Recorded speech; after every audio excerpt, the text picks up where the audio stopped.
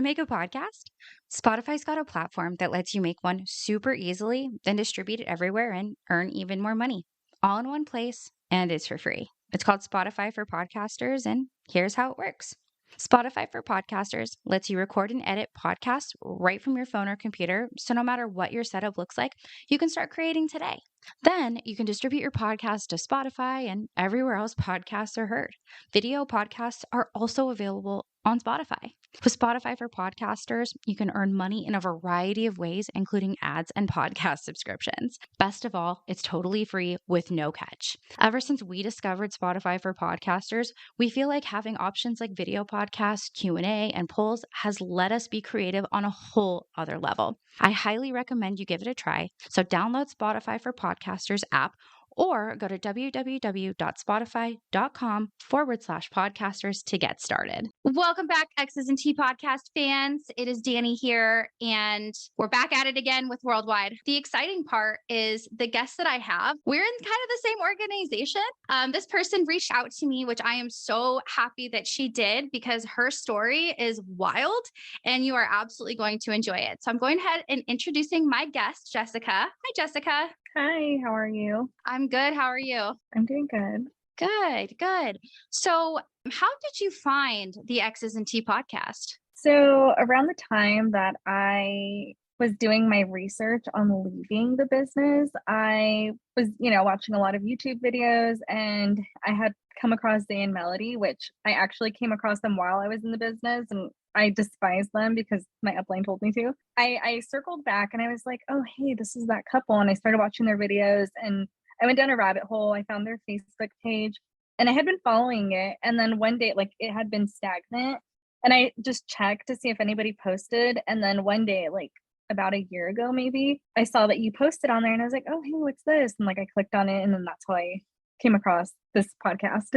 Very cool. I love how Zay and Melody really just set the tone for how we can start exposing worldwide. I think that they were definitely kind of the pioneers of exposing on social media. I don't see anybody talking about Amway or Worldwide Dream Builders. And just a quick disclaimer, this is just about Worldwide Dream Builders. This is purely us speaking on our personal experiences. We're not here to slander anybody. If you happen to know who we're talking about, don't send them hate. Obviously, we're not trying to ruin people's lives. We're here to expose our personal truths, and there's no beef with Amway. They are just a distribution company. This is all about Worldwide Dream Builders, personal experiences. Don't sue me. So with that being said, I'm really happy that you did go back and take a second look at Zay and Melody. I think we were in around the same period of time because my upline, I met Zay and Melody. They probably don't remember me, but I definitely met them. And I remember our upline talking to us about it after they left, and we're like, oh, this couple's on YouTube. They're talking mess and it's just all BS and nonsense. And then kind of like you, when I had left, I went back and watched their videos. And I just went on a binge streak. I watched as many videos as I could stand in one day. And I was sending them to my upline. Her name's also Jessica. She came on and shared her story, but we were sharing them back and forth. And it's crazy just how much all of our stories are similar. Well, when I was still in the business, when I came across them, and I am always curious. So I would always go on Google and type in Amway. And then I would see the negative things people would say. And then I would go back and tell my upline, oh, they're saying this. And they were like, no, you're here, us in person. These people don't know us. That's just their experience. And, they would say all that. And I would read the comments and everything. But my son's dad, we got in together, and he was always like, stop reading that. That's bad. And so I think I always kind of had that negative, in the back of my mind, but I was just always kind of no, these are my friends. I know these people in real life. And so I just, all the naysayers, I would kind of push it to the side. But when I went down that rabbit hole, when I was in the business, they were completely against it. They were like, stop looking at that. We have our lawyers looking into that. They shouldn't be doing that. And then right before I quit, I just went down this huge rabbit hole. I started watching Roberta Blevins. And then the last people that I did watch was Zay and Melody. And that's when I was like, okay, I'm going to watch them because I hated them so much only because my upline told me to. It was so relatable. And that's when I was like, I know this is everything I'm seeing is true because I've witnessed all of this. I also Yeah. watched another girl. I think her name was Martha Ray. Yeah, no, absolutely. I did. I totally forgot about her. I think that we follow each other on Instagram, or at least my personal Instagram. And I remember watching her videos as well. And I don't think she posts or uploads anymore. But her videos were again so similar. And then again, like you said, you go down this rabbit hole and you're like, oh my god, the things you find out, it is so crazy. So going back, I know that before you had been exposed to Worldwide, I remember you telling me that you had actually been exposed to Amway before Worldwide. What did that look like? And can you tell us a little bit about it? So when I joined Worldwide, that was in 2018 when I first moved to Arizona. I was 23. Before that, I lived in California with my son's dad. And I want to say in about 2015, I was exposed to, it wasn't Worldwide, it was Amway. And I don't know what line of affiliation it was. I just know it was like some Mexican one. And it was actually my mother-in-law's boyfriend. And he somehow signed us up and he was always making us go to meetings with him. We went to a few. And so like I thought, in my mind, I thought Amway was just kind of like some little business from Mexico, kind of like Mary Kay. I was like, okay, like this is what all the Mexicans are doing. So like we would go and everything was in Spanish and like, it was basically like Worldwide. Like it was very churchy, very much so like you had to be married. And so like me and my son's dad weren't married yet. And they were always trying to like shove marriage down our throats. And we were, I think at this time, maybe like 19, 20, we were 20. And so that was like what I thought Amway was. I was like, oh, it's just like some like Christian Mexican people who want us to join. And like, we were like, okay, I mean, this is cool, but we don't want to go door to door and sell because that's what they would tell us to do. And so we just stopped going to like meetings. And like, we always talked about it. We're always like, oh yeah, that Amway thing, ha, ha, ha. And so when we moved here 3 years later, we were re-exposed and, our upline was not Mexican. And we were like, people doing, like when we found out, we're like, what are they doing in this like Mexican thing? And this was before we still really knew anything about Amway. So we were like, do you guys even speak Spanish? And they were like, what are you talking about? Yeah, that's right. Because Amway is American Way, I'm pretty sure. Yeah. And at kind of this in between time where you had been exposed to Amway and then you moved to Arizona, what were your goals at that point? What did your life look like before you were exposed to Worldwide? So when I was, the first time we were exposed, I was 20 and I was going to a community college, which actually ended up dropping out. I want to say that year or the year after, just because I was like, I don't know what I want to do for school. And so I was just like, school's not for me. So I started working like in office jobs. And then my son's dad moved here to Arizona in 2017. So for a whole year, I was still out there and I was like, you know what, I'm going to go back to school. I kind of want to do respiratory therapy. And I was still looking into it. And then he got me a dog and convinced me to move to Arizona. And so I did. And then maybe I was going to come to school out here, but I was still trying to figure everything out because we were living with somebody as a roommate situation before we got our house. And then I ended up working because maybe 3 weeks into me moving here, that's when we met our upline. And then we joined the business and they completely like ripped me going to school away. They were like, don't do that. That's stupid. Like in 5 years, you could become the successful business owner. And so I was like, you know what? Yeah, like I don't need school. And so I completely threw that away. And I was 23 at this time. And so now I'm in school and I'm 28. I'm going to school for respiratory therapy, which is what I wanted to do. I kind of like kick myself every day, especially with how hard it is. I'm like, I could have been done with this when I was 23 and I never got to do it because of Worldwide.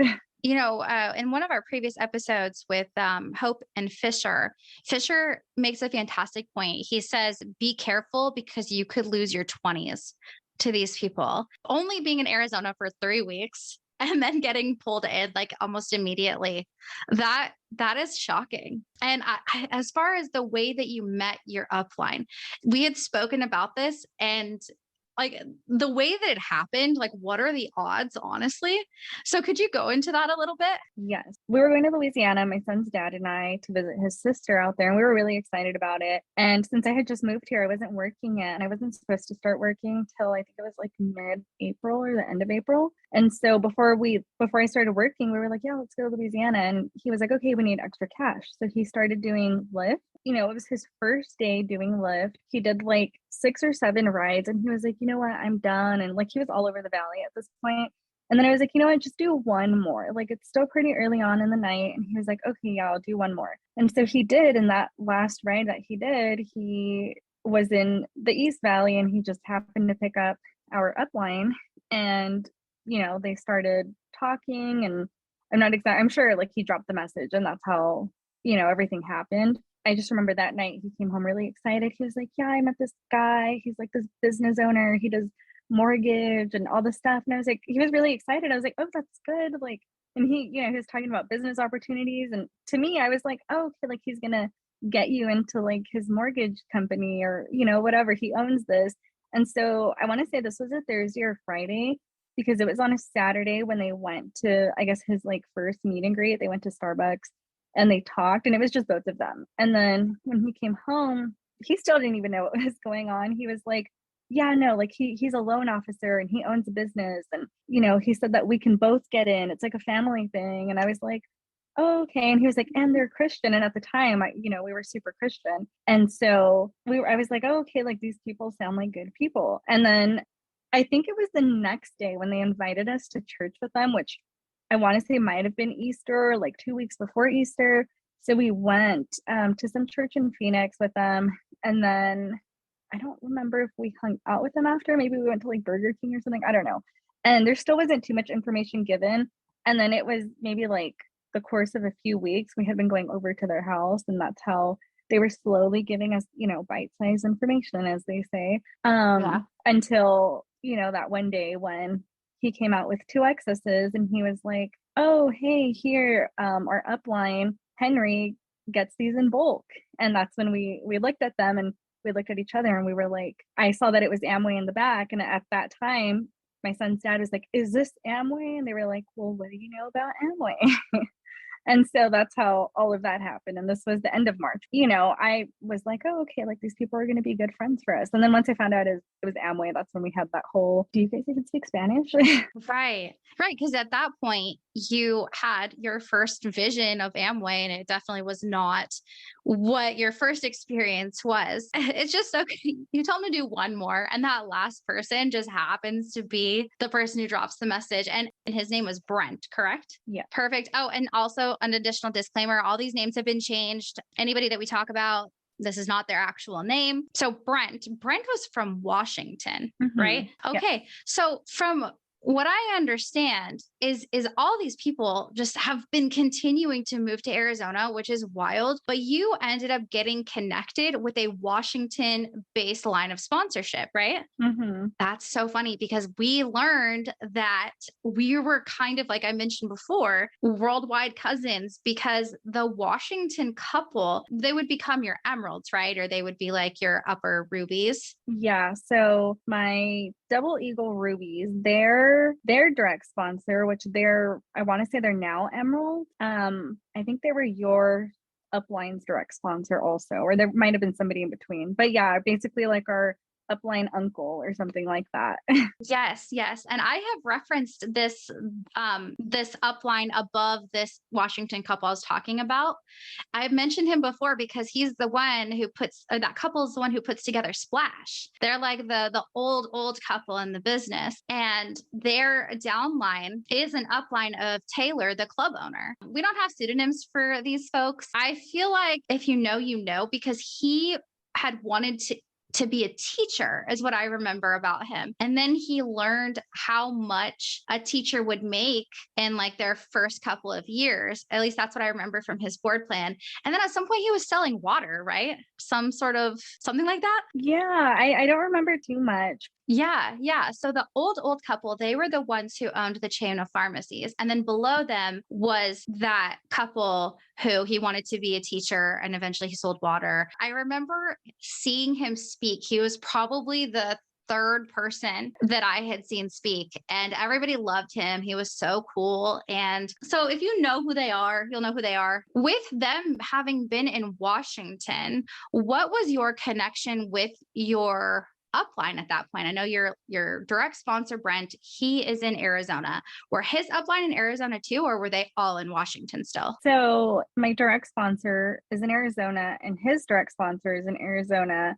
And they were Double Eagle Rubies. I think they had just became Double Eagle Rubies around the time we got sponsored. But yeah, they are in Arizona. And I want to say the people above them, which is the club owners upline, they might also be in Arizona now as of maybe the last 2 years. But yeah, when I was in, it was just my direct sponsor and then my Double Eagle Ruby, who were in Arizona. Okay. Wow. So then for your major functions, you were traveling outside of Arizona.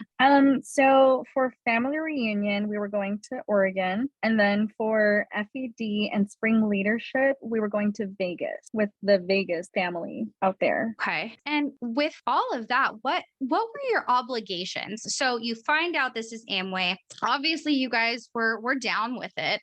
Which it's still crazy to me now, the grooming process, how long people had gone before they learned it was Amway. They always said, like you said, bite-sized pieces of information. You're not prepared for this information yet. And that's all a part of their grooming process. And you join the business and now you have all of these responsibilities. What were those obligations looking like? Maybe your PV amount, your monthly, maybe meeting requirements, apps, things like that. So we had to have all the apps, which was Communicate, Dreamstream, which is Workplace. And then I think those were the only two. And we did have to pay monthly for those, which I think Communicate was like 40 something dollars a month. And then we had like the worldwide membership app plus Workplace. And I want to say that was like maybe 86. I can't really remember, but I know it was like up there because you had to have the Premier membership, which was like the extra for the audios to listen to their audios. And then on top of that, we had to do,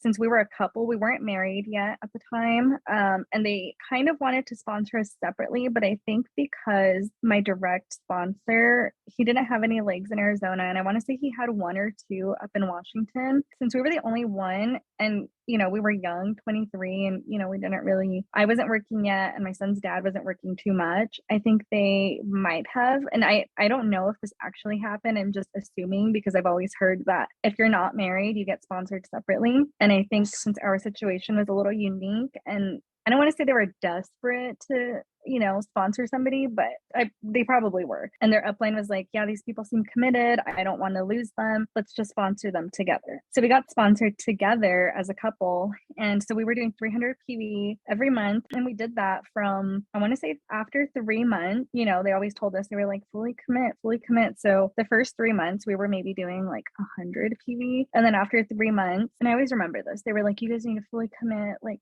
you need to do something. And they had like all these little incentives and challenges going on. So it was 300 PV, which was like $1,200 at the time, which it was probably always $1,200 because I did the math for the 4 years that I was in with that on top of traveling, function tickets, like everything. It was close to $60,000 that we lost, altogether, which is ridiculous because about 2 years ago, I kept telling my son's dad, I was like, I want a Tesla. And at the time, Teslas were $60,000. That was a whole Tesla, the whole 4 years. Like I could have had a Tesla and had it paid off. And so that always pissed me off. But I do remember at that 3-month mark when they were doing that incentive, I want to say it might have been like June or July. I think it was after family reunion. They had like a no social media 90-day, like they were doing a 90-day core run, and that was a part of it. And I still had my Instagram at the time, and my son's dad didn't really go on social media. And they were sending Kates and they were like, yeah, like can't deactivate your social medias, delete it. And my son's dad did it. And he was like, you need to do it too. And I was like, no. And they were like, well, they're saying you need to do it. I was like, no, they're saying it's optional. Like, and he was like, no, like you have to. And I'm sure like my son's dad spoke to them and they were like, well, this would be good for you. And, they convinced him. And then I was like, no, I don't want to do it. And so anyways, he made me delete my social media. So from 2018 until last year, I didn't have any social. I had Facebook still, like in secret, which is so sad to say. I didn't have Instagram or anything, and I like didn't really know what was going on with my family. And that's when they started noticing that like things were getting weird with me. And that's when they started questioning what's going on with you. And they were like, "You're in a cult," and I was like, "No, I'm not." And it's horrible. Yeah. Well, actually, that was one of my questions: is was your family supportive? And it sounds like they were not supportive. So my family was always like, no, don't do that. And my mom had done like Mary Kay and other things, just like she would buy the products for herself. She never went out to sell. But the reason that I thought Amway was like a Mexican thing is because I'm Mexican and my family is like Mexican. And so like I want to say these little companies really draw to the Hispanic community. And my upline used to always say that. They used to be like, this is like, if you can go into the Hispanic community, they love buying this stuff. Go out to them, go outreach to them, go talk to them, like sell to them. They're your best customers. I mean, which is true, but it's like they were preying on them basically. And so they weren't supportive of it. My mom was always like, this is a cult. You need to get out of that. Like, if you just want to sell the products, that's fine. But like, you're indoctrinated by all of this stuff. I was like, no, mom, like, you're the crazy. How, like, this, that doesn't even sound right. And so she was not supportive, but they would always tell us, like, oh, just like report that, you know, your mom bought this, or if you're drinking in excess in front of somebody, you're advertising. So Yes. mark that down as like customer sales because you're advertising. So that's what we would do. We would, you know, use our stuff up and then, you know, put it down as customer. And I had like 3 of my family members as my customers. I would even buy things for them and ship it to their house. And I hated doing that because I was always like, this is my money. And like, they don't want to buy things. Why am I? And they didn't exactly tell me to do that, but they were like, yeah, just send them some stuff as samples. So basically they were saying, just buy stuff and send it to them and then mark that down as, you know, client volume or customer PV or whatever it was called. Yeah. And that was definitely the most deceptive thing that I remember doing as well. Because very similar, my dad was not supportive whatsoever. He actually told me a story while I was there about a guy he called Amway Al. And my dad started to call me that because he knew what it was. And in addition to Amway Al, there was another person who was like friends with him. And this person kept like bringing this up and tried to show my dad some like circles. I mean, this is back in like the 90s. And my dad was like, I'm not doing that. And the guy like totally disappeared and ghosted him. And my mom's just a very wishy-washy person anyway. So she was just like, like whatever you're going to do. But my dad and my stepmom were very much like, this is horrible. You need to leave. It's really sad because it really drove a huge wedge between my family and I. But wow, you know, I mean, at the very least, buying things here and there just because they see that you're so invested, I think that's pretty cool. But again, they say the negative parents, and they would throw examples, right? They'd say, oh, well, your parents have been working for like X amount of years. And then especially if your parents had been divorced, they would say you can't go to them for business advice because they don't own a business like this. They're divorced, so you can't get marriage advice from them. And then ultimately it became, you just can't talk to them at all. Like it really did. And they wouldn't obviously flat out say, don't talk to them. But in typical cult-like fashion, that's what they do, is they reel you away from your family and they isolate you.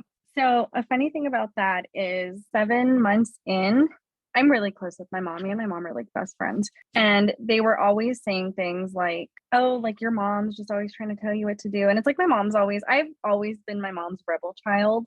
But I always go to her for advice. I don't always take it. Most of the time I don't. But, I always ask her. And whenever it came to like big decisions, she was always giving us her input. And when we did listen, it always helped. But, because they have that rule, like you need to tell us anything you do for the first time or, whatever that first rule was. And so I would always tell them from the beginning, like how close I was with my mom. I would always tell them like conversations that I had with my mom, and like my son's dad would tell them too. And like he never had a problem with my mom. And I think they started realizing like, okay, you're talking to your mom too much about this kind of stuff, You should be talking to us about that, which they didn't say that, but they did say, they were like, you need to stop talking to your mom about these kind of things. Like you shouldn't be doing that.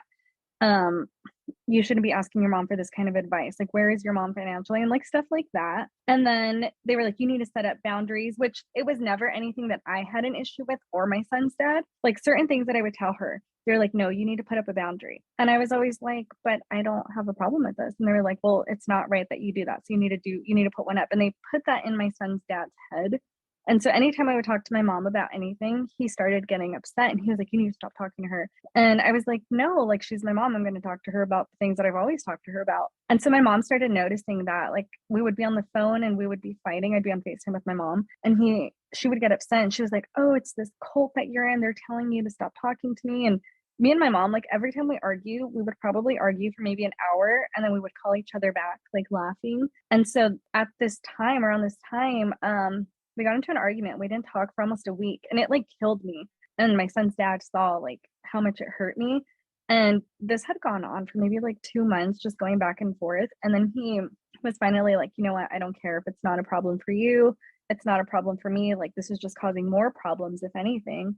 And so, you know, we dropped that, and it was still like, it would still come up every once in a while, but she, after that, like, she just absolutely despised Amway. She would still buy products, but every time I had like a meeting to go to, she would roll her eyes and she's like, just stop like letting them brainwash you. And I always think about that and I always get so upset. I'm like, I can't believe they really like tried to make me basically cut out my mom for all of my important life stuff. And they just wanted me to talk to her like, oh, hi, how are you? Bye. And that's it. Yeah. And I feel like I have that type of relationship with my dad where, you know, I ask him for advice. If I don't know what's going on, I'm going to call him, because to me, my dad is what type of lifestyle I want. You know, he is amazing. And I'm sure you feel the same way about your mom. And they would take that away from us. And I always hated that. So, I mean, I definitely empathize with what you're talking about. I mean, it was just me as a single, but they were really heavy on that topic. And I know we talk so negatively about Worldwide, but everybody has a honeymoon phase. So what was that honeymoon phase like for you? And maybe like, what was your first function like? After that day when we saw the excess cans and we were like, is this Amway? They were like, well, what do you know about Amway? You know, they asked that question. And then we were kind of just sitting there in silence and we had little conversations here and there. And then my direct sponsor's wife was like, which, you know, I still talk to my direct sponsors. They're pretty cool. They're still in the business. But she said, she was like, well, before we go any further, which I actually respect her so much for this, because I've heard so many other stories from other people where they don't even give you this option. They're just like, well, you don't know anything about Amway. So they didn't do this to us, but she did say, before we go any further, do you even want to continue? Like, is there a point to continue, or do you guys just want to like end this here? And we kind of looked at each other and we were like, I don't know. We did definitely go home that night. We were like, well, what do you want to do? But we were like, let's just keep going and see where this goes. And then after that, you know, we had a whole car ride. We were like, well, they're really nice. And I think that's kind of like how they got us, because I didn't know anybody here and my son's dad didn't really know anybody here. And we were like, well, and we, you know, we were still super Christian at this time. We were like, this could be good for us. Let's just keep going. So then maybe like 2 days later, we got invited to a function, which was, he was an emerald. He's no longer in the business, but he was an emerald. And, you know, some people might know he was an Army Ranger. He was an older man. He was like, we loved him. He was a really nice guy. He was our favorite. He said the same thing that everybody says at every function, but he added a few more, like, I guess, realness to it. So we were like, oh, we really like this guy. Let's do this. Everything he's saying is making sense. Maybe because he added like a cuss word or something. And we were like, oh, this guy is real. And so that was like what really kicked it off for us. And then after that, we were going to get sponsored, but we went to Louisiana and then they had spring leadership. I think we got sponsored 2 weeks after spring leadership. It was sometime in May. From there, we did kind of get like a little bored up until, and this was the beginning of May. So up until maybe like the end of June when they had family reunion or whenever it was, because we definitely were bored throughout that time. And I think they kind of started noticing that. And then we had that major function, which rejuvenates you and, you know, gives you life again and brainwashes you. So we had that. And then after that, we were kind of like on a high until the next function, which was FED. And I never forget this, because during that time from May to family reunion in June, my family went to Hawaii. My whole family went and they were inviting us. We had just got our house and they were like, we'll pay for you, like just come. And we had catered about it to our upline, and my upline, my Ruby, Henry, he was like, because, you know, they were like, well, if you're going to go, you need to ask us, basically. And so we catered about it. And his response was, well, you can go to Hawaii right now and have an okay time, or you can go to Hawaii in 5 years from now and have the best time of your life. And, you know, we got all high again on, you know, Worldwide. And we were like, yeah, that's right. Let's do that. Let's wait 5 years. It's been like almost 6 years and we still haven't gone to Hawaii. And I regret it every day, because even if it was like an okay time, it would have been a great time for me. And I would have been with my entire family. His thing was, you could be with like all the diamonds and be having an amazing time. And I always think about that and I'm like, no, I would have rather been with my family. That's so sad. And they call it what? Delayed gratification. Realistically, that would have, like you said, been the time of your life. Like those memories with your family would have far surpassed that of the diamonds, but they really prey upon that. It's like you put your life on hold for all of these things. And for what? I mean, like you had said, you could have purchased a whole Tesla. You probably could have gone to Hawaii 3 times over again with the amount of money that we're putting into worldwide. And so during that, you have the honeymoon phase, and then you kind of get to the point where you're like, something's not right here. What did that period of time look like for you, where you started to kind of be suspicious? I feel like I always kind of had that. And, I'm very introverted. My son's dad is very extroverted. He's very outgoing and optimistic. And I was always told that I was just a negative person, that, I always expect the worst. And I was always like, no, I think I consider myself a realist. They're like, no, you're just very cynical. And so my son's dad, he started calling me negative and cynical and just like all these things kind of putting me down. He used to be like, why don't you just be happy like me? And like, toxic positivity, like all of that kind of stuff. And so I would always kind of say negative things, like when I started looking into Google, and I did that from the beginning, but I would get down and then I would tell him and he would tell our upline, and they would, that's when they would feed me with, well, that's just what they're saying online, like, us in person, stuff like that. And so when I would get over it for a few months and then I would start looking into it again, but then I started questioning myself and I was like, no, like, I'm just being negative. And I started feeding all of that into my own head and, putting myself down and putting my self-image down. And I was just always doing stuff like that. And then finally, well, we sponsored his brother and his wife in 2019. And I remember we were like, it was going to be their first FED or something. And we were like, oh my gosh, FED is like the most amazing thing ever. You guys are going to cry. And I remember me and my son's dad were there and we were watching them and they were enjoying it. And I don't know if my son's dad even realizes this, but I remember I just felt kind of dull the whole time. I was like, okay, this wasn't as magical as I remembered it, last year. And I looked at my son's dad and he had like the same reaction, but he didn't say anything. And I think he was always in like self-doubt about this kind of things. And he would just like talk himself out of it, where I would kind of realize, but then this was 2019. So a few months go by, 2020 happens. And then right before spring leadership was when like the pandemic happened and everything shut down. And I was so happy. Like everybody was so sad and the kids were going like, oh my gosh, this is the worst thing. But I was like, yes, like we don't have to go to meetings anymore. We can stay home. And then they were like, oh, this is all going to be on Zoom. I was like, cool. Like I don't actually have to be there. And we would be on Zoom. And my son's dad still thought he was committed, which I know he wasn't at this point, but in his head he was, because we would have like major functions online. We'd put them on TV and then we would be on our phones the whole time. And then we would take a picture, post it onto like Dreamstream, so it would look like we were there. 2021, I get pregnant actually in 2020. And I just like, they started kind of trying to do things again, off of communicate, like we weren't allowed to talk about it. They tried doing like get-togethers, they tried hanging out, but my excuse was always, no, I'm pregnant, I don't want to go out, I don't want to get COVID. And they would get upset and they were like, oh, you're just scared of getting COVID. I was like, yeah, I'm pregnant, like I can get really sick. I don't want to lose my baby. Yeah.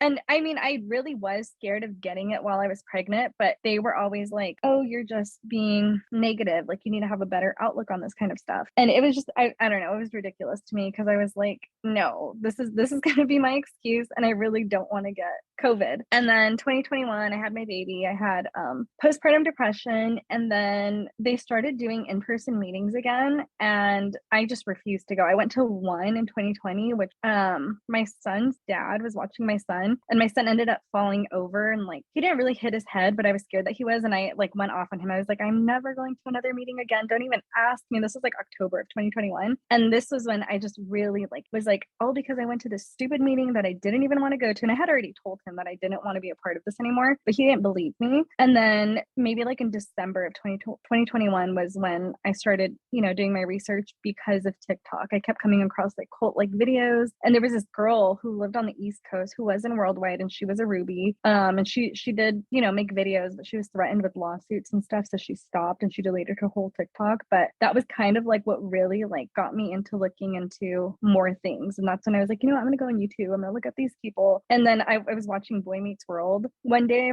and there was this episode where Sean joins like a cult. I don't even know what kind of cult it was. It wasn't like a church cult, but everything they were saying was worldwide. And this show is like from the 90s. And I was like, oh my goodness, like this is word for word. This is insane. And that's when I really realized that it was a cult, because at this time I was like, it's not a cult still. Like I still wasn't thinking that. But once I saw that, I was like, this is an actual cult. Yeah. I know exactly what episode you're talking about as well. And it sounds very much like, if I remember it correctly, you're right. It was not religious. It was more like free, happy people kind of vibe. And you are so right. I had a couple on not too long ago where they were talking about their personal experiences with a church called the Potter's House. And they very much related the two together. And the more I look into cults, the more I realize the same principles apply. And actually, there's, what is his name? Stephen Hassan,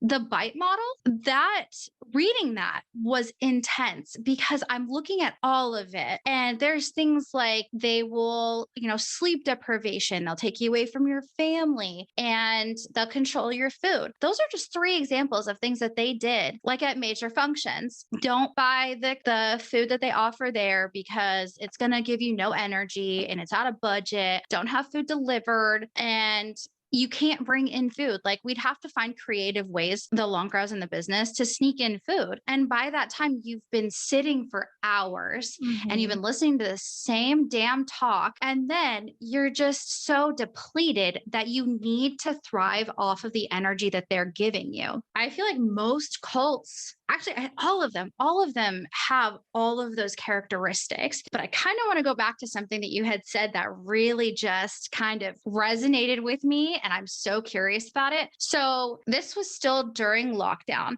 and they are trying to set up these in-person meetings, but you're not allowed to talk about it on Kate.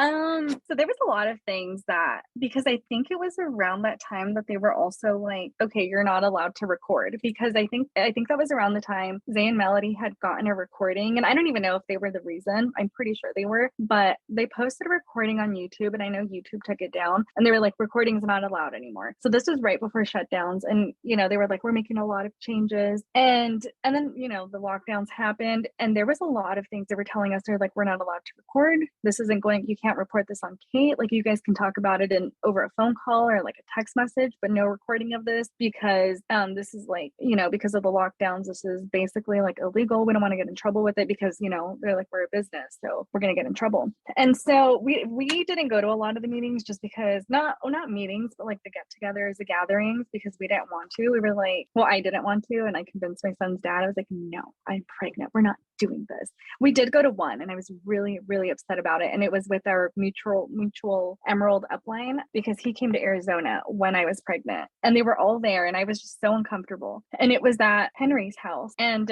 we were all there gathered up in the living room, and I was pissed, but we weren't allowed to send Kate's about it. If we had like a reflection, we had to like basically text them or talk to them about it there in person. But there was a lot of that. They were like, no Kate's, text message, phone call, or you arrange something to talk about it with us in person. And nothing is getting posted on Dreamstream. And did you guys have Dreamstream when you were still in? Because I know they said before Dreamstream, they had like some photo stream or something like that. Photo stream. Yeah. They really heavily encouraged people. And the big crown guy would talk about this in his stupid meetings. If you don't have an iPhone, you're wrong. And so I stupidly went and got an iPhone because I didn't want to be, out of the group chats. I wanted to be a part of photo stream. And that's how they connected everybody to show like motivational pictures, stuff like that. And then, they did move on to Workplace and Dreamstream. So everybody at that point, they stopped pushing iPhones. And at that point, everybody was able to connect. The funny thing is when they first rolled out Dreamstream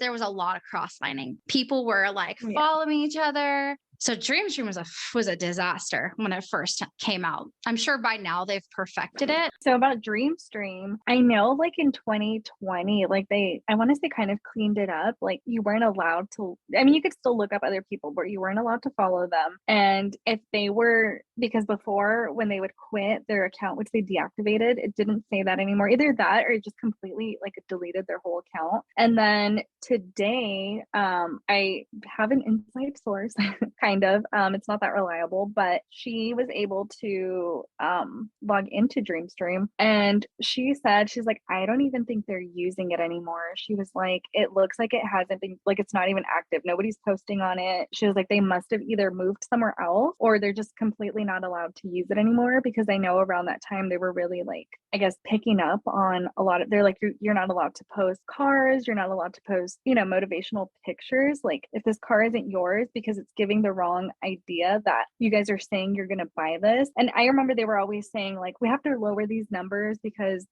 the FTC is saying that this is unrealistic.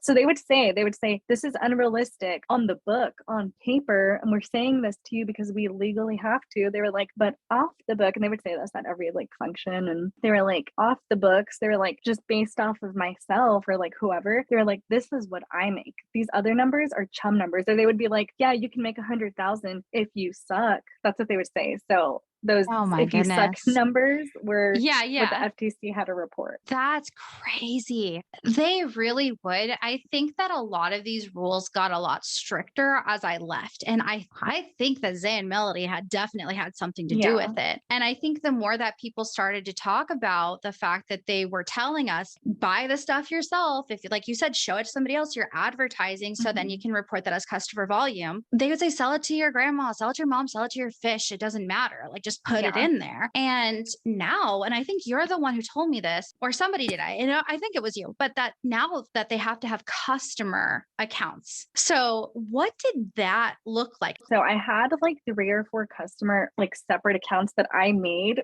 all with like fake emails too, so that I could like track it and everything. But yeah, it was kind of like we had our IBO account, and then you can make like, you have to go in there. I don't even remember how it was done. Create an account as a customer, like a prosumer or something like that. Like I really would try it because they were like, yeah, send them samples and then report that. We had to make them accounts. So I could probably sign on right now and see that there's like, I don't know, 4, maybe 5 different like separate actual accounts. Yeah. So they stopped it then to where you as the IBO put in the PV amount that it now has to go through a customer account. Is that right? Mm-hmm. Yeah, and there's like a reward system now. I'm not sure how that works. It was around the time that I quit, but I remember all of 2020 up until the beginning of 22 when I quit. They were always having like Zoom webinars of like customer, like the crown wife, she would lead it, and she was always like, you know, she would have that, and then like our downline, they would lead all of that, and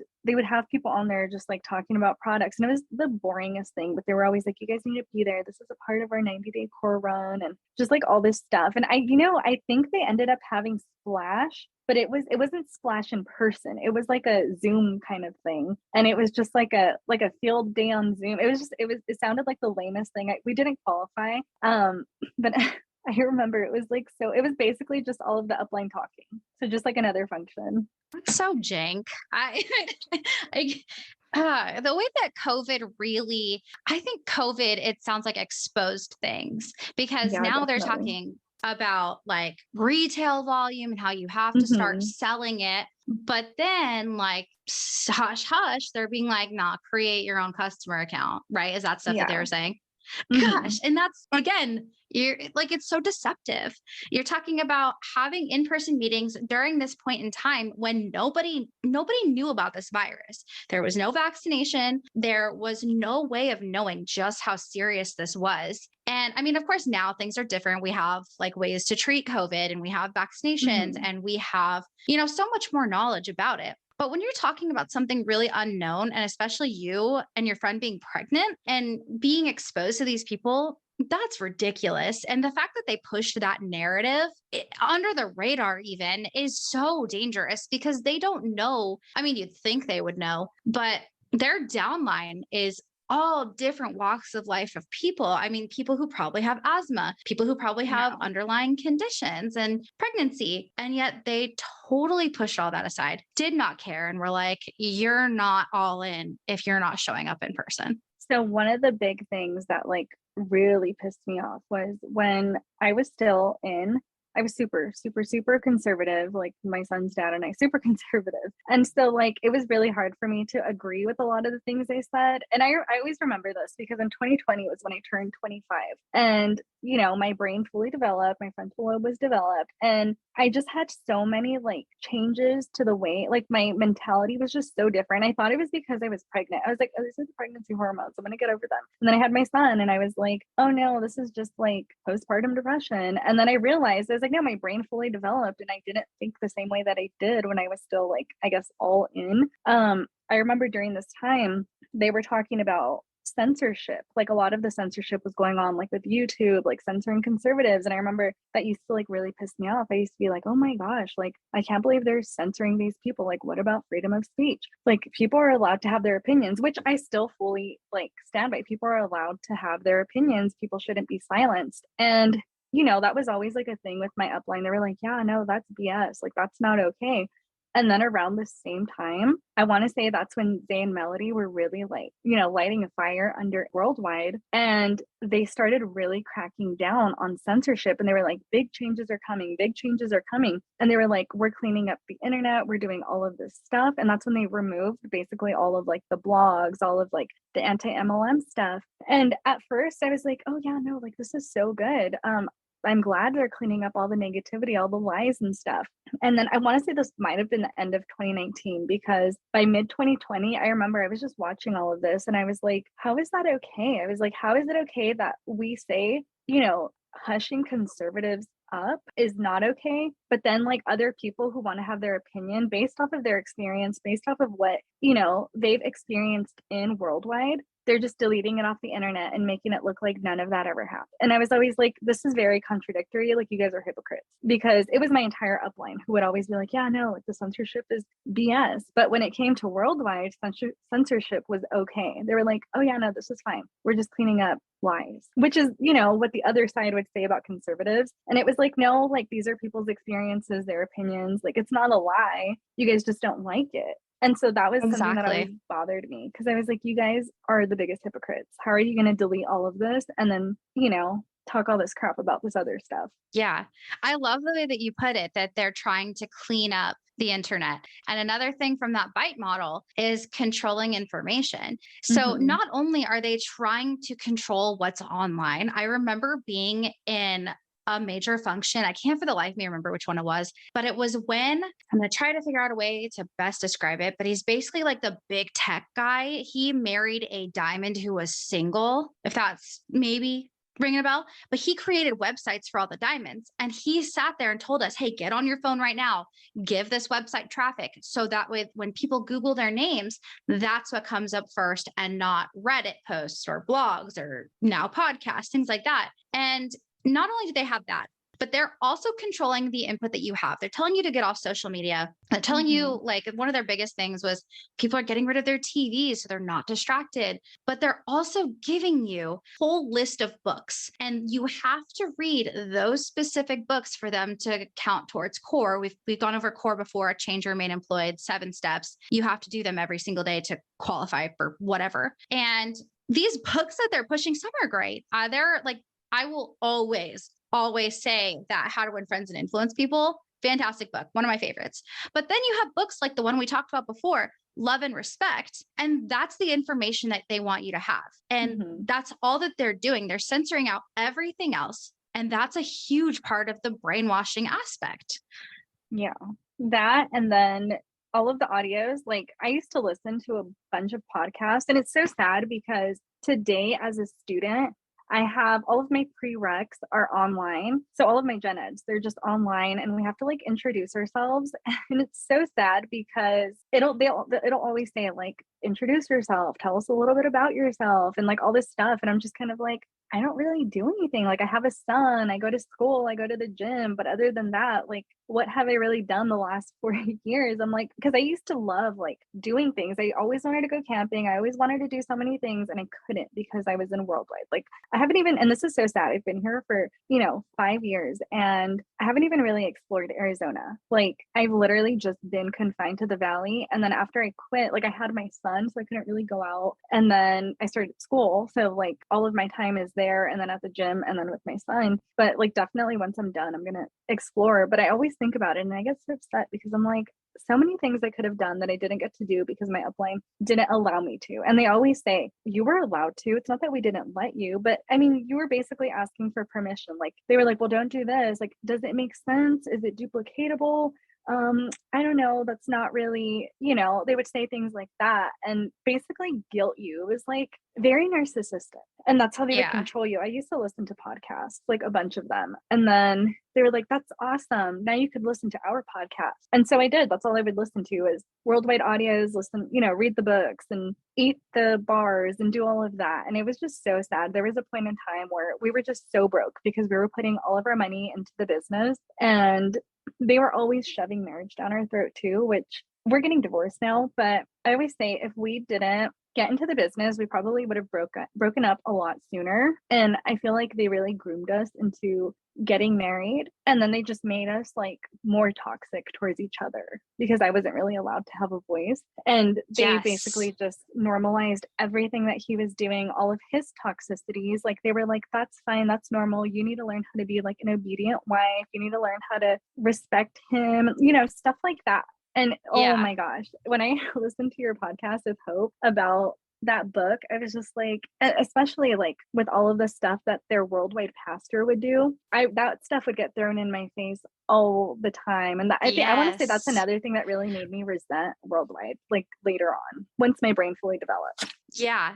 No, absolutely. And that's so true. They will go at extensive lengths to hush women up. And that is so sad. And it does make me sad that you had the significant other and you felt some type of way and then they're pushing marriage on you, which is so sad. I mean, it's okay for people not to want to get married. It's not for everybody. And then it did nothing but amplify these narcissistic traits that you're expressing. But not only are they amplifying the narcissistic traits, they are reinforcing them. And then you as a woman are not allowed to say anything. And the marriage part is always what gets me because it's only for their profit. Because like you said, couples have to put in, 300 PV, which is $1,200 a month. And that's a higher I think a little bit of a higher percentage of a kickback than the 200 PV that a single would do.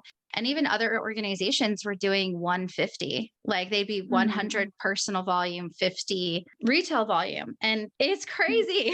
Before I left, and this, you just reminded me right now, when they did start pushing retail a lot more, it was still like an Amway rule that you only needed 50 PV to be considered a business. But I remember the Crown wife sent out like a K and she was like, you need to do retail. Retail is fun. Like that was their new slogan. And I don't know if it was added to the 90-day core run or they were just pushing it. And this was like at the time where I was already like zoned out and I wasn't really paying attention. Like I would listen just to kind of clear out the notification, but I wasn't really there listening. But I do remember a few times when they were pushing clients or retail, they were saying 150 PV as like the new normal. They were like, that's the new normal for client. And it wasn't like an Amway law. It was like basically a worldwide law. They were like, this is the standard. This is the expectation is 150. So start getting used to it because that's what it's going to be now. Stuff like that. And that's when I was like, this is so like, this just sucks. It's all retail now. It's basically door to door. And that's all they would talk about. Like, that's all I remember the last year when I wasn't really there mentally, but I would still listen. That's what I would hear is just retail. And I was like, this is disgusting. I don't want to be a part of this. I didn't join to sell these products. Like I joined because I thought it was something completely different. And now it looks like it's going this way because I think that's the way the FTC is pushing it, which I mean is good. I think all of these MLMs are going to end up going down kind of like how Herbalife did. But, and I think that's something that they're really scared of. I think this is like the end of MLMs. I think they're just going to turn into basically like retail stores, basically. I sure hope so. I do, Yeah. because there's a lot of sketchy stuff that happens behind the scenes. And I remember, very similar to you. When I joined, I didn't want to do sales because they told me I didn't have to. Taylor would, in his board plans, he would say, I hate sales. I was terrible at sales. I got fired from all of my sales jobs. And now I wonder, like, how did that change? And these new people who are joining the business, they don't know. When they talk about, I don't know if they still use the term eras, where they're kind of referencing like the quick start era.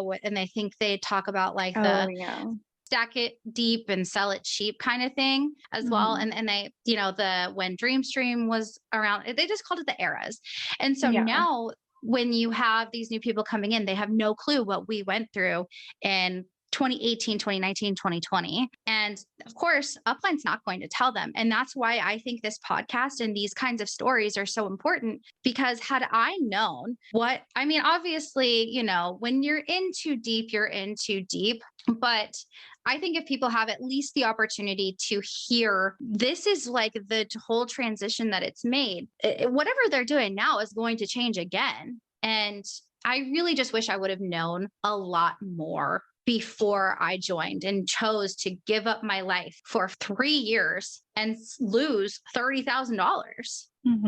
Yeah, it's ridiculous. And I always think about it and I just get so sad, because I did want to get married, but I was so young. Like, my son's dad and I started dating when we were 16, 17 years old. And because I was super Christian and, they were super Christian, I was always like, this is just the right thing to do. And so of course, like, they saw that I wanted to, and my son's dad never really like brought it. He would always say, yeah, we're gonna get married, but like, it was kind of more just like something to say, until we met them, and they were shoving it down his throat for almost 2 years until we actually got engaged and then got married. And then after like not even a year of being married, during 2020, I want to say right before I got pregnant, he like confessed to a bunch of things that had happened prior to, like, a bunch of things that he lied to me about, basically. Yeah. And he was like, I was like, I don't want to be with you anymore. I was like, I don't even know who you are. Like, if I knew this before we got married, I don't even know if I would have married you or got back together with you, because we had broken up a few times. And he was like, I'm still me. And I'm like, yeah, you're still you, but I didn't get to decide whether I wanted to continue to be with you or not. Like, now I just feel like I was lied to into a marriage. And we had a counsel session about this with both of our uplines. And they were like, no, like, it's still him. This was in the past. There's nothing you can really do about it now. And, once you're married, that's it. It's like set in stone, because God like fused this marriage, or like whatever. We, at this point, we were trying for a baby. And I told him, I was like, I think we should put having a baby on hold for a year and then revisit the idea and see where we're at. But like, basically everything that happened, my upline like normalized it. They're like, no, like, you need to forgive him. You guys are married now. Like, it's old news. They're like, yeah, it's old. And I know it's new to you, but they basically just normalized it. And he was the one who got the upper hand in it. And I just kind of had to deal with it. And then 3 weeks later, I took a pregnancy test and I was pregnant. So, and I want to say that's not where our problems began, because we already had problems, but that's when I was already 25 at this point. So I was like, I don't know if I want to be with him. And so I ended up putting up with it for like another year, 2 years. And then, it just all kind of went downhill. But, so Worldwide always normalized his behavior, but when it was me, it wasn't okay. And I always remember at a function, one of like my first or second functions, and this always pissed me off, because I was super conservative and I was super Christian, but this was always something that didn't sit right with me. Was at on Sundays at the last day of the function, they would say, you need to go to the Sunday service to get inside of the minds of your upline. So they would always say those kind of things. And I remember I was always like, oh yeah, like, I didn't think too much of it until I got into the arena and I saw other people of other religions, and they looked visibly uncomfortable, but they were there because, their upline basically coerced them into being there. They were like, well, you have to be here. Like, they didn't really give you an option. And I would just see that. And I remember that would always bug me. Like, it just didn't sit right with me. I was always like, why are these people here? Like, these aren't their beliefs. They shouldn't have to be here because they have to get inside of the minds of their upline. Like, this is just religious stuff. This is all like, optional. It shouldn't have to be like. And then I always remember this, my upline, and I would hear other uplines telling like their people when I would go out like to the bathroom or whatever. They're like, when it's altar call, go down into the arena and like go get saved. They're like, even if you're already saved, every go time. down there. And so we would go down and I would always see other people and I was always like, this is so like effed. Like, why are these people here if they don't believe that? They shouldn't. And I'm sure they felt guilty or like forced being there. And I always think about that and that always pisses me off because I'm always like, if I was somewhere else outside of like my religion and they were kind of forcing me, I mean, I would feel uncomfortable. It would feel kind of disrespectful. Like, no, I think you're totally right when you say that because looking back, I don't know while I was there, I had so much of that viewpoint, but I do now. There were quite a few people who did not believe in the religion that they were pushing, which is always Christianity. 100% of the time, that's all your option is. And if you're not Christian, they'll say, oh, it's fine. But then, like you said, they'll tell you on Sunday, go to that Sunday service to be with your upline. And it felt so forced. And like looking back, that was such an indoctrination move because the worldwide pastor was always there, or John Maxwell would be there. And there was always a church service. And it's just kind of all of these different things. It sounds like a lot of negative things happened to you while you were in Worldwide. And that makes me so sad. I mean, obviously now you're empowered, you're able to do what you want to do. And now that you've left Worldwide, what is life like now? I feel so free, honestly, like for, I want to say the first few months. So I didn't exactly just quit like from one day to another. I was still, we weren't really active. We weren't really doing anything for a few months. And then like we would still kind of buy things here and there.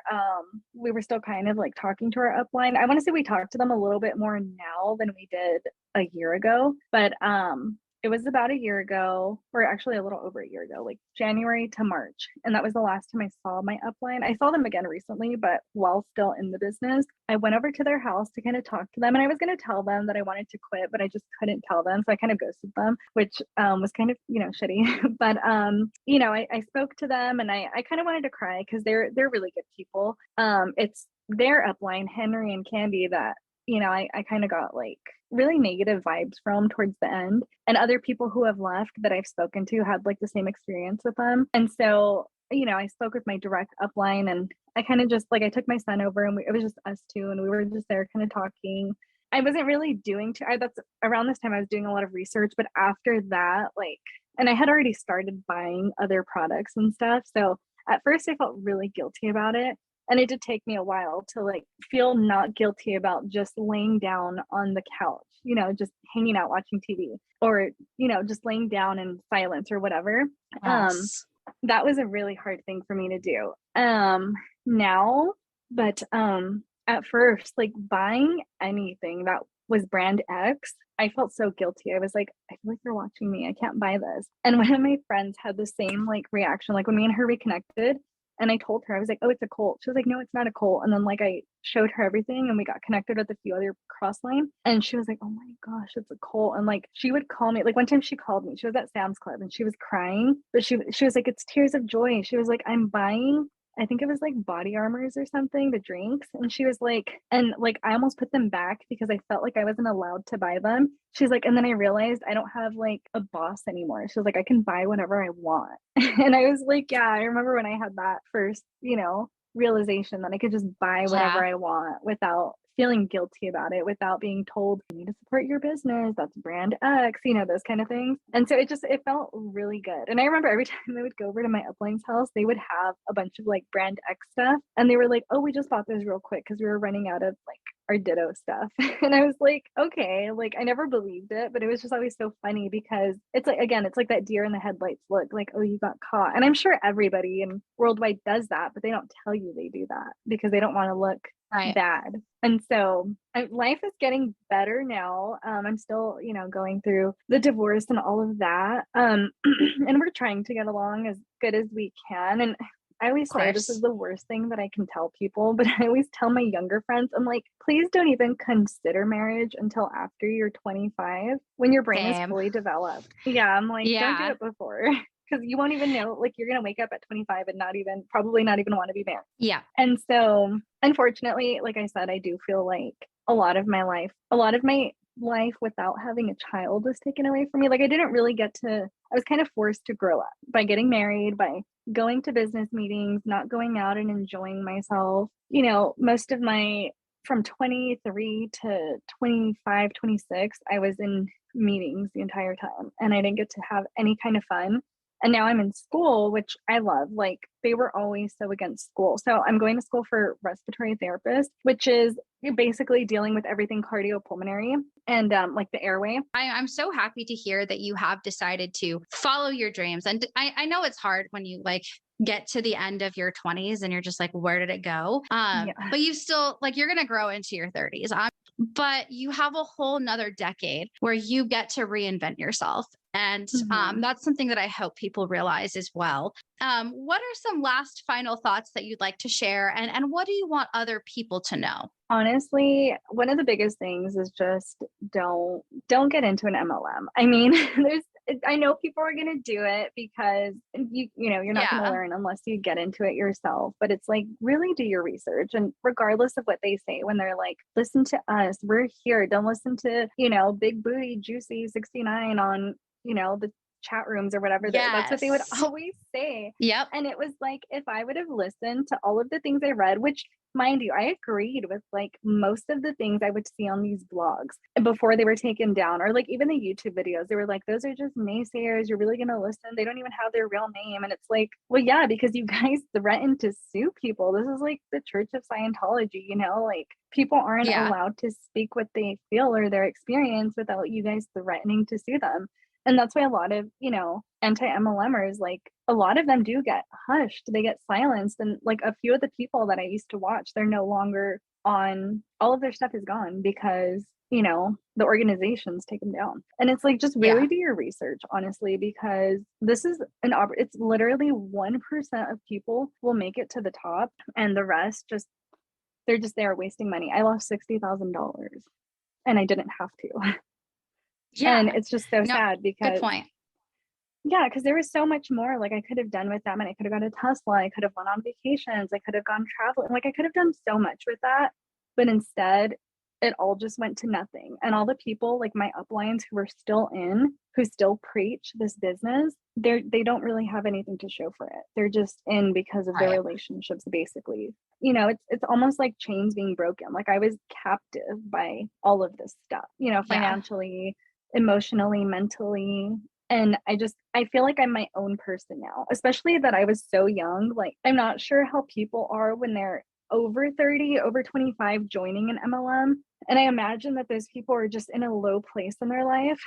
But the difference from them versus somebody who's 18 joining is somebody who's under 25. Their brain isn't fully developed and they don't really know what they're getting into, which was me. I was vulnerable. I wanted friends and I really thought I was doing something good, which now I know I was just a vulnerable young person. And that's something they would always say. They were like, go after the younger people because they're very, you know, they're very driven. And that was my son's dad. He was driven and I was vulnerable and I wanted friends and I wanted a good circle of friends, which I thought this was like the good circle of friends that I was going to have, which all they did was drain my money.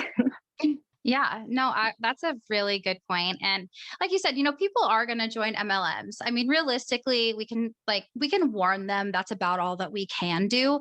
And that's a huge part of why I'm so grateful that people like you are willing to come on and share your stories, because I feel like that's just one more piece of information that can help them decide, do I want to be a part of this organization? If so, fantastic. At least you've listened to this and you're like, you know what? I don't buy it. That's fine. You don't have to. Or this is going to help somebody realize I do not want that life. So, I mean, it could go either way. So I appreciate you so much. And I know it can be tough to share your story, and you are very brave for coming out and speaking all of these things. Because when you're so vulnerable and you're talking about divorce, you're talking about narcissism, you're talking about all of these things that Worldwide did. And again, this is all purely based on our personal experiences.